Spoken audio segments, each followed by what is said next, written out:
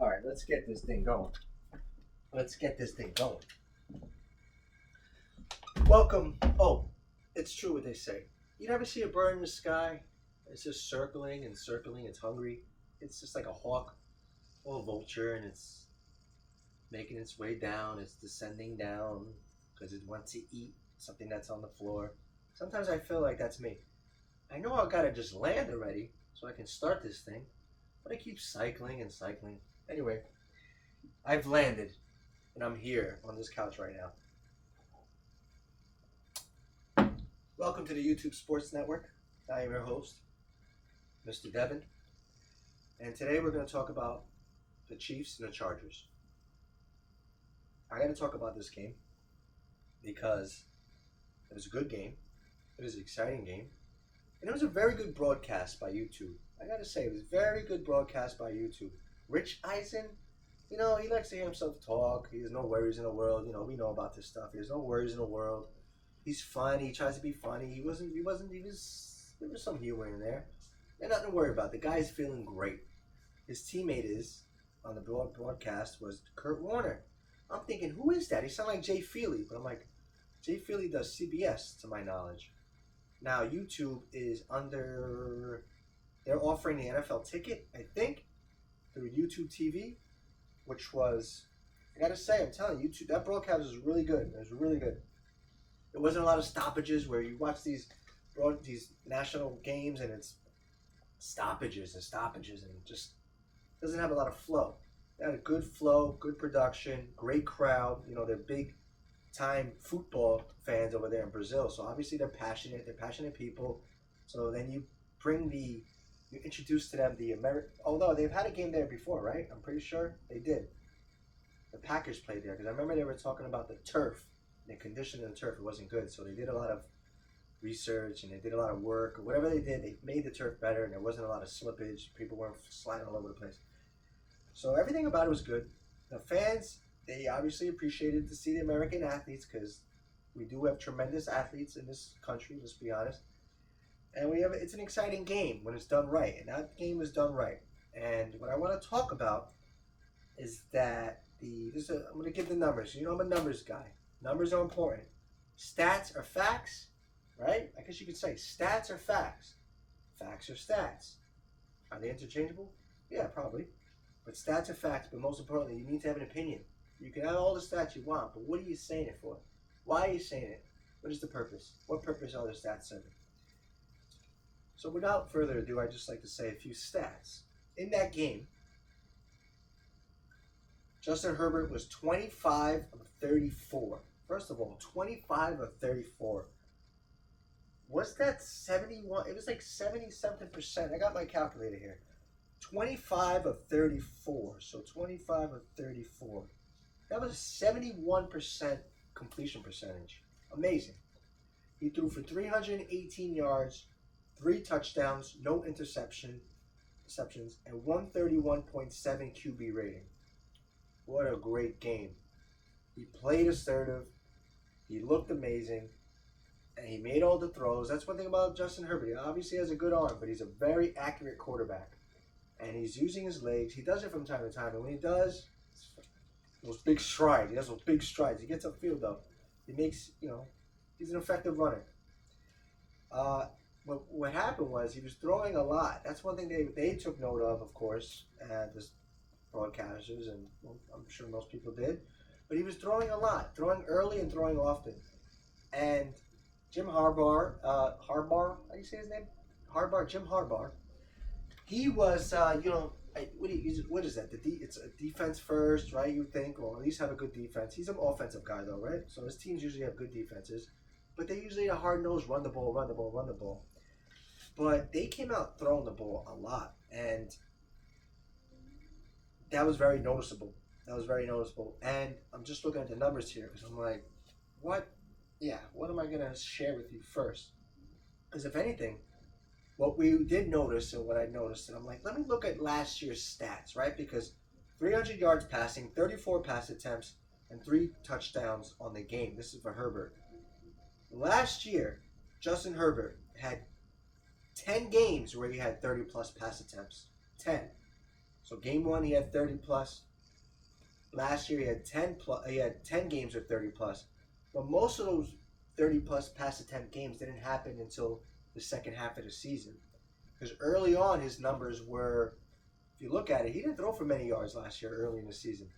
It's probably because they were implementing a new system. Anytime there's a new system, you kind of play it probably safe. You don't want to put your quarterback in situations where he's maybe not quite comfortable, maybe he hasn't quite learned everything yet. I'm sure you wouldn't throw him out there unless he learned mostly everything. But it's almost like you ease the system in. For instance, Trevor Lawrence is under a new coaching regime with Liam Cohen. He's the head coach for the Bucks now, for the Jaguars now. But he was the OC with the Buccaneers. The Buccaneers, Baker Mayfield, I know for sure was top. I'm pretty sure that he was top 5 in pass attempts last season. He was throwing the ball a lot. So I guess eventually Trevor Lawrence, I don't think he threw for many passes in week 1 for the Jaguars. So it's kind of like a similar thing. It's like early in the season with new quarterback, is going to slowly but surely, ease himself into the system. But last year So 10 plus games with 300 pass attempts. Last year overall, the Chargers they had 510 pass attempts, which put them at 28th overall. So they were 28th out of 32 teams in pass attempts. So they're 28th out of 32 in pass attempts. So they're bottom 5. So I guess it's just by design. I got to look back and see where the Jim Harbaugh, Jesus, can't even say it, where his teams were, where the Niners teams were in pass attempts. But last year they're 28. So last year, also, they had 10 games, and 7 of the final 8 games, so 7 of the final 8, and 5 straight, in fact, between weeks 13, 14, 15, 16, and 17, Herbert had 30-plus pass attempts. And 7 of the last 8 games overall, he had 30-plus pass attempts. So 7 of the 10 were in the second half of the season. So that it seems as though maybe he was just getting more comfortable. New system. He's able to make plays, make throws, be more confident in running the offense. I guess that would these numbers would allude to that point. So with that, okay, pass attempts out the way. He also had 2 games last season with 300 passing yards. Just 2 for Justin Herbert. This is a guy who, when it's all said and done, is probably going to be, there's a good chance he's going to be contending for the most passing yards in NFL history. So last year, he only had 2 games with 300 passing yards. Week 7 at Arizona, they lost 17-15. And the last game of the season, they won 34-20 at Vegas. So those are the 2. So in the middle of the season, just a little bit before the middle, and in the last game of the season, he had 300 plus passing yards. So 2 games with that. So 10 games with 30 plus pass attempts, 2 games with 300 plus passing yards, and 1 game with 3 touchdown passes. And that was the second to last game of the season, week 17 at the Patriots. He had 3 touchdown passes. Okay. So why am I saying that? It's because last Friday, week 1, against Kansas City in Brazil, he throws for 318 yards on 34 pass attempts, and he throws for 3 touchdowns. So he checked off all these boxes. He didn't have one of those games last year with 30 plus pass attempts, 300 passing yards, 3 touchdowns. Not one game all season did he have a game like that. And in week 1 he does it. I'm just saying. It's a good start. It's a good start for the Chargers. It's a good start for Justin Herbert. It's a good start for year 2 of the new coaching regime. And honestly, he looks confident. He played confident. Herbert is a guy, honestly though, who I think is a silent, very, humble, confident person. And for 7 straight games, and to go back a sec, is that for 7 straight games, the Chiefs have beaten the Chargers in the regular season. So they broke a 7-game losing streak against Kansas City. The Chargers did. And I was thinking, shit, man. I went back and I was like, when was the last time they beat him? And the last time they beat him was Justin Herbert led Chargers team, and they beat him week 3 of 2021. And in that game, Justin Herbert threw for 281 yards, 4 touchdowns, no interceptions. And the last time they beat them before that was the very last time they played them. And both of the games were in Kansas City, by the way. And that was the last game, week 17, the last game of the 2020 season. The Chargers won 38-21, but this is when the Chiefs rested Mahomes and Chad Henne played. And in that game, Herbert threw for 302 yards, 3 touchdowns, no interceptions. So the last 2 wins against the Chiefs, Justin Herbert threw for a combined 7 touchdowns, no interceptions, and nearly just under 20 yards shy of 600 total yards passing. So, and in total, he has 104.5 QB rating against the.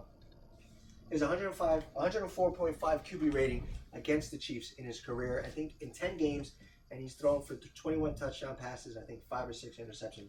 The moral of this story of giving you all these stats is that Justin Herbert plays very well against the Chiefs. He does not struggle much at all. Yes, he just came off a 7-game losing streak and beat them for the first time, but in quite a while. But I wouldn't say a lot has to do with the play of Justin Herbert. A lot of the times it has to do with the Chargers playing complete football. And last year the Chargers finished with a pretty good defense, and it looks as though they're going to have another good season of a steady, strong defense. So when you combine this amazing quarterback play with a coaching staff that has more of an idea than the past, has more of a plan than the past, and defense that's blossoming and playing better, you have yourself a good team. Or in a better team. So those are the numbers. Justin Herbert did something in week 1 that he didn't do all of last season. That's number 1. And I'm looking at that game, and I'm thinking, what about the Chiefs on their side? Because these teams usually play tight ball. But what did the Chiefs do that they don't usually do? Right? Last year the Chiefs were 6th in pass attempts, 6th overall. Obviously, you got a guy like Mahomes, you're going to throw the ball. You're going to throw the ball a lot. And I'm noticing, I'm like, all right, let me see what they did in the rush. Last year, the Chiefs ran the ball in the middle of the pack, basically. They were tied for 16th in rush attempts. They were 22nd in yards a game, 105.3 yards a game. And they were tied for 27th in rush yards per, and rushing yards per attempt. They averaged 4 yards per attempt. That was tied for 27. And I'm thinking, what did they do? All right, so they didn't run the ball much. Or they tried to run the ball, but they weren't very effective.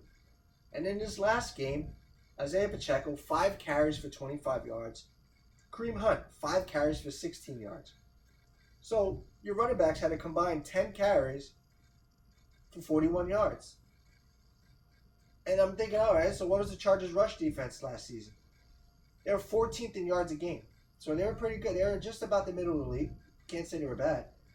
But they were 27th in yards per rush allowed. They allowed 4.7 yards a rush. So 4.7 yards a rush, the Chargers last year. They've been a problem with the Chargers for a little bit. And the Chiefs were basically 27th in yards per rush gained. So something had to give. And the Chiefs just decided that they're not going to try to run the ball much. Even in a tight game, they weren't really effective. They're more of like a show run type of team. So they didn't get much of a ground attack going. Offensively, I mean, Mahomes, I'm looking at this, I'm like, Mahomes was really, Mahomes gets a lot of love, and he definitely deserves it. And he gets a lot of praise, and it almost seems like it's heightened. But when you really watch him play, you see the things he does. He does do amazing things. He made amazing plays. He's going to be, it looks like he's going to be assertive running the ball. Quietly, Mahomes had 400 yards rushing last season. I mean, that's no slouch. That's half a thousand, nearly half a thousand. And so he had 400 yards rushing. Looks like he might have more this year. He looks more assertive. As long as he's feeling good and he sees a lane, he's going to take it. losing a guy like, we got to say, he lost, I don't know how long Worthy's out. I haven't really looked. But he lost a guy like Xavier Worthy. Friendly fire. Travis Kelce runs into him. They just collided. They didn't see each other. So that was a tough loss. But Hollywood Brown stepped up. 10 catches. They had it for 10 catches, 100 yards. Somehow they took a yard away. 10 catches, 99 yards. We saw that going. You saw Tyquan Thornton, who was a waiver wire addition from the Patriots last season. He was a second-round pick by the Patriots. They didn't quite pan out. I believe he went to Baylor. That deep threat.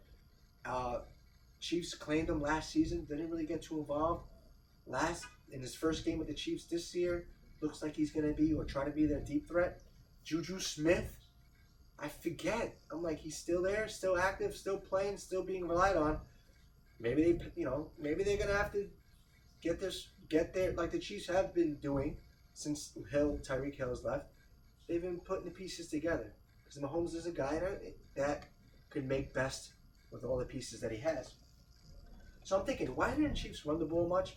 Last year they were about the middle of the pack, but they weren't very good at doing it. But they still won. They still won all those games despite that. And 10 carries of 41 yards. I understand that the Chargers defense did not give up many yards on the ground, but they did give up a lot of yards per rush when you broke it down. But that just wasn't a part of the game plan. And really, it was kind of a messy outcome. It was kind of a messy game overall. I'm looking at it. I'm thinking, well, you know what? I mean, spectacular. That's right, spectacular. I wrote this. Mahomes made spectacular plays with both his legs and the pass, of course. But the offensive line, between the holds and the false starts and the pressure allowed, those things can be cleaned up. Was it attributed to it being week one? This low-scoring games. People are still some of them for the first time being a part of live action. A lot of these guys did not play in the preseason, but they did say that a lot of the guys of the Chiefs, a lot of starters did play in the preseason, mostly their offensive line. That's what I heard in that broadcast. I didn't watch the preseason. I didn't watch much of the preseason. In fact, nothing at all. But take that how you want. So yeah, there was kind of a sloppy play by the Chiefs. They weren't quite refined when it came to offensive line play. Maybe that had to do with them not being very good at running the ball either. So there was stuff going on there. But one team was probably more ready to play than the other. It looked like the Chargers were a little bit more. They were sharper. They were ready, and you can understand that. Chiefs coming in, they're kind of like different positions right now. The Chargers are upbeat. Not that the Chiefs aren't, but the Chargers are upbeat. They're feeling really good about themselves. Which, come to think of it, and actually I'm happy I said that because it made me think of Keenan Allen. Keenan Allen is the glue that's going to keep the Chargers together.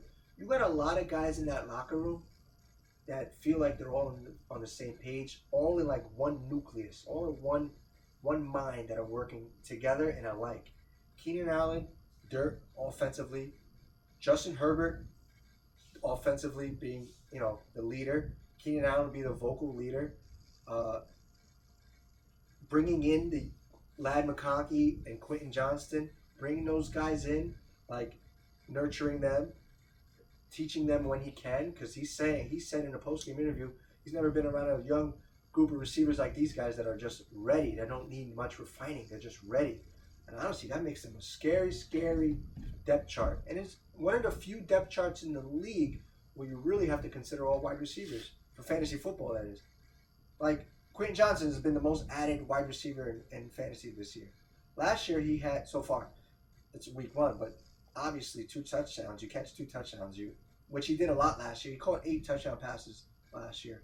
He's had his moments. He had a pretty good season last year. And Herbert, he did say, and I wrote, Quentin Johnson, according to Herbert, will have a big year this season. So obviously he's an immediate feed from Herbert's mouth to all our ears. You heard it from him. He's going to have a big year this season. And Quentin Johnson has been the most added wide receiver in fantasy football. It's a no-brainer, of course, especially when he gets a seal of approval and a stamp of approval from his quarterback. But I'm just thinking, that wide receiver depth chart, you can actually have one of those receivers, like each of those receivers or one of those receivers, if you have a fantasy team and you have Quentin Johnson, Keenan Allen, or McConkey on your team, one of those guys, I guess you could feel pretty confident about it because one of the few, what I'm trying to say is one of the few depth charts in the league where you can have to consider all three wide receivers on your team. Like you actually might consider adding one of them, and you'd feel okay about it because fantasy football has now evolved to have to consider three wide receivers on a team, both running backs on a team. You have to consider these guys to add them to your roster. In the past, it wasn't like that. You wouldn't ever think to draft the third receiver on a depth chart. You're like, no, I got to get the number one guy. If I don't, I get the number one guy on that team, even if he's the number one guy on a bad team. But now you can actually consider the number two guy on a good team. And for the Chargers, you can actually consider the third receiver on their team. So, I'm just saying. So, all these notes, I'm just thinking. So one team, all right, maybe was more ready than the other. The Chargers threw the ball early and often, which is something they didn't do a lot last year because they were 28th in the league. The Chiefs were around middle of the pack running the ball, but they decided to only run the ball 10 times with their two running backs, between Hunt and Pacheco. So that's game script, as they say. But they weren't very good at running the ball last year anyway. So that's one thing. Defensively, the Chargers were, I think that what you got is what you got. They're going to be a tough defense to play. They're probably going to be one of the bend but don't break type defenses, and they have playmakers pretty much along the whole lineup. They've gotten younger, to my knowledge, in their secondary, which is always something that, for the Chargers, I feel like they've had veterans in the past. They've always been a veteran team, but now I feel like they're starting to incorporate a lot of more of their younger heads. They have a good mixture of players and leaders throughout their whole lineup. And so they have the right personalities, is what I'm trying to say. And offensively, you know what they're going to do. They're going to have a tremendous year. It's Herbert, and also Herbert in one game, in his first game, did things in combination that he didn't do all of last year. 300 yards passing, 30-plus pass attempts, 3 touchdowns. All in one game, week 1. So obviously, this puts the Chargers in a position where you have to consider them as one of the best teams in the league overall of what they can do. The comfort of Justin Herbert, another year of growth. Is he not going to go down as possibly the most passing yards in NFL history? Right? He's getting there. Did I say it on this video or the last video that I deleted? I had to do another one because it just had to be done. So that's my idea. So that's one of my takeaways from this game. I'm just looking at it. Chargers are doing something different. They're doing something different. Yes, it was on a neutral turf, and it was a grand stage, and it was a great production, and it was an exciting game. But there's just a lot of things there that we saw that we haven't seen in a while, and some things that I had to look up and see and measure and be like, oh, okay, that's usually what they do, and they didn't do. That's usually what they do, and they did do. So that's my takeaways from this game, is that the Chargers are the real deal, obviously. The Chiefs, I wonder about the Chiefs. Not that I don't think they're going to be good. They're always going to be good. And it's going to be, if anything, this is going to be a year where you're like, okay, not because every year, it's like Mike Trout. Every year before even playing, MVP favorite. Every year before Mahomes gets going, MVP favorite. Obviously, now that the race is going to get crazy between Josh Allen, who won last year, Lamar, who won the year prior, Mahomes, who won the year prior to that, and Herbert now, who hasn't won yet and is putting his name in the hat. I'm just saying. It's going to be an interesting year. I wonder if Mahomes is going to go back now to, not back, because his first year in the league, he threw 50 touchdown passes, 5,000 yards. I wonder if this is going to be something where it's like they're just going to abandon the run altogether and just be a complete passing team, not quite balanced. So defensively, how the Chiefs going to do? I mean, they did struggle. I mean, Herbert did throw the ball all over them, but again, it's week 1, and Steve Spagnuolo, they got a young defense themselves. They did have a loss, Justin Reed. Maybe I wonder how the loss of Justin Reed in the Chiefs secondary is going to impact the Chiefs overall, because if you remember, Tyrann Mathieu Tyrann Mathieu was a big part of the Chiefs' defense. He was a leader of the defense, and they replaced him basically with Justin Reed, and now he's moved on to another franchise, and he's with the Saints, in fact, which I like. That's why I like the Saints' defense is going to be sneaky too. If you look at their depth chart, very good defense, secondary. I want to see Cam Jordan come back and get his 10-plus sack total again, double-digit sack total. But they have a very good defense. But Justin Reed was a very underrated signing by them because they've had their things with the safety, trying to find out their safety. Last time they had Tyrann Mathieu. So that's just something we want to keep an eye on, the Chiefs and their safety and how well do they play. But they did lose a heart and soul player. And let's keep an eye on the Chiefs, how they run the ball, and defensively, how are they going to adjust with some departures along their defense. I didn't hear Nick Bolton's name called much at all. And usually every game, Nick Bolton is a highlighter of the Chiefs defense. And I didn't hear much of his name that day. And if you did hear it, maybe I wasn't paying attention. Because I was in and out from time to time, going out, helping with the breaks, coming in. We had something to take care of. But that's my takeaway. Does Justin Herbert win MVP? Is he even in stronger consideration in year 2 under Jim Harbaugh? Jesus. The Chiefs, are they going to run the ball? Are they going to make it a point to run the ball? Probably what you saw the other day is probably what you're going to get. Time of possession, the Chargers dominated a lot of time of possession. I think they, by 5 minutes of dominating, then that's what they did. They dominated. So, again, it's week 1, so you can't get too caught up in it, but these are some of the takeaways I had, and I really want to highlight Justin Herbert's play and how he looked confident. He's a quiet, confident guy, but obviously you got to take the Chargers and take them serious, and this might be a little bit different than you saw in the past with a year 2 leap, and that's what I got to say. The next game I do want to talk about was the Lions and the Packers. I want to get to that because a lot of people are coming into the season. They had the Lions right up there as if they were going to keep going and build upon last season. But you lost both coordinators and now are head coaches. Two coordinators are now head coaches, and then you expect, I guess, if they handed the baton and taught their